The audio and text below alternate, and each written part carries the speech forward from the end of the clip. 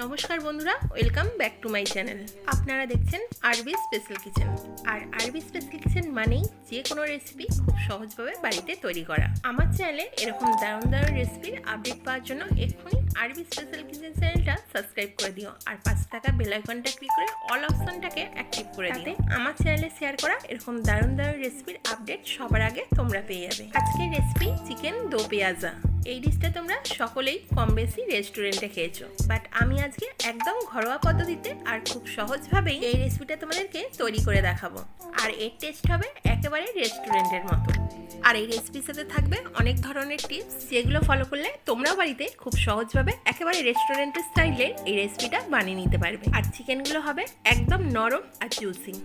যে কোনো রাইস, নান, কুলচা বা রুটি, লুচি, পরোটা সব কিছুর সাথে কিন্তু এই রেসিপিটা জমে যাবে। তাহলে চলো বন্ধুরা, রেসিপিটা আমরা দেখে নিই।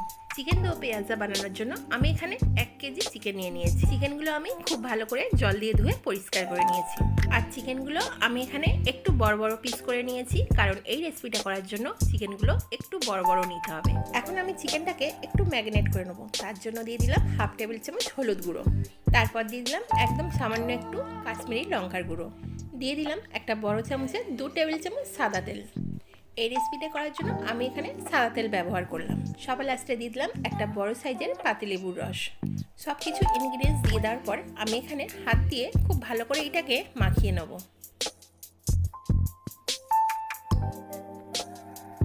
প্রত্যেকটা চিকেনের পিসগুলোকে আমি খুব ভালো করে ম্যারিনেট করে নিয়েছি। এখন আমি এটাকে আধ ঘন্টার জন্য রেস্টে রেখে দেবো। এতে কিন্তু চিকেনগুলো খুব সফট হবে। এখন আমি গ্যাসের মধ্যে একটা কড়া বসিয়ে দিয়েছি। তার মধ্যে দিয়ে দিলাম বড় চামচের 3 টেবিল চামচ সাদা তেল, দিয়ে দিলাম 2 টেবিল চামচ সর্ষের তেল। এতে কিন্তু চিকেনের টেস্টটা দারুণ আসে। তেলটা ভালো করে গরম হয়ে যাওয়ার পর ফোড়নে দিয়ে দিলাম কয়েকটা দারচিনি আর কয়েকটা এলাচ, দিয়ে দিলাম 1/2 টেবিল চামচ গোটা জিরে। ফোড়নটা খুব ভালো করে ভেজে নেওয়ার পর আমি এখানে দিয়ে দেবো 3টে মাঝারি সাইজের পেঁয়াজ কুচি। এখন আমি পেঁয়াজটাকে হালকা লাল করে ভেজে নেব। পেঁয়াজটা আমি এখানে বেশি লাল করে ভাজবো না, হালকা ভাজা হয়ে গেলে আমি এখানে দিয়ে দেবো কিছুটা কুচনো টমেটো। বড় সাইজের 2খানা টমেটোকে আমি আগে থেকে কুচিয়ে রেখেছিলাম, ওইটা আমি এর মধ্যে দিয়ে দিলাম। এখন আমি এটাকে 3 থেকে 4 মিনিট একটু তেলের মধ্যে ভেজে নেব। এটা হালকা তেলের মধ্যে নাড়িয়ে নেওয়ার পর আমি এখানে দিয়ে দেবো বড় সাইজের 2 টেবিল চামচ আদা রসুন বাটা। এখন আমি মশলাটাকে খুব ভালো করে ভেজে নিচ্ছি, যাতে মশলাটা থেকে কোনো রকম কাঁচা গন্ধ না থাকে। আবারও 3 থেকে 4 মিনিট আমি মশলাটা কষিয়ে নিলাম। তারপর আমি এর মধ্যে দিয়ে দিলাম 1/2 টেবিল চামচ হলুদ গুঁড়ো, দিয়ে দিলাম 1/2 টেবিল চামচ রেড চিলি পাউডার, আর দিয়ে দিচ্ছি পরিমাণ মতো নুন। আবারও 3 থেকে 4 মিনিট একটু নাড়াচাড়া করে আমি মশলাটা কষিয়ে নেবো। এখন মশলাটাকে আমি ততক্ষণ অবধি নাড়াচাড়া করে নিচ্ছি যতক্ষণ অবধি মশলাটা থেকে ভালো করে তেল ছেড়ে যায়।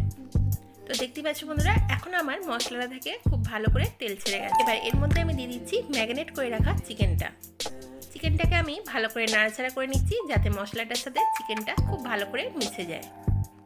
এখন এটাকে কিছুক্ষণ নাড়াচাড়া করে মিশিয়ে নেওয়ার পর গ্যাসটাকে লো টু মিডিয়ামে রেখে এটাকে আমি কিছুক্ষণের জন্য ঢাকা দিয়ে রেখে দেবো। একটা বাটির মধ্যে আমি এখানে নিয়ে নিয়েছি 100 গ্রাম টক দই। একটা হ্যান্ড উইক্সের সাহায্যে দইটাকে খুব ভালো করে ফেটিয়ে নিই। তোমরা তোমাদের চিকেনের পরিমাণ অনুযায়ী এখানে টক দই নিয়ে নেবে। আমি এখানে 1 কিলো চিকেনের জন্য 100 গ্রাম টক দই নিয়ে নিই। দেখতে পাচ্ছ বন্ধুরা, টক দইটা আমি খুব ভালো করে ফেটিয়ে নিলাম। এখন চিকেনটা 15 মিনিট পর ঢাকাটা খুলে আমি টক দইটা এর মধ্যে দিয়ে দেবো। আর বন্ধুরা, এখানে কিন্তু অবশ্যই চিকেনের পরিমাণ অনুযায়ী কিন্তু দই দিয়ে দিতে হবে, তাহলে একেবারে টেস্টটা রেস্টুরেন্টের মতন আসবে। চিকেনগুলো একদম পারফেক্ট নরম আর জুসি হবে।